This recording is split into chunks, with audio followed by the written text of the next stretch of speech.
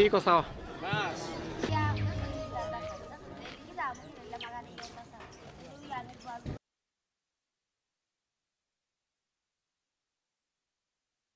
How they can deal with maneno ya peace.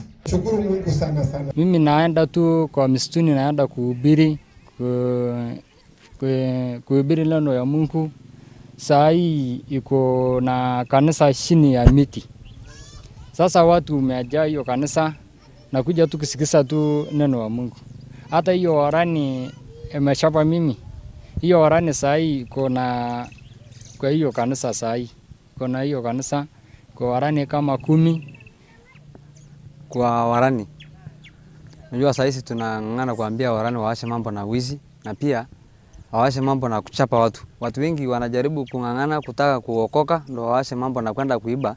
Alafu pia nao wanakuja kuchapa hawa.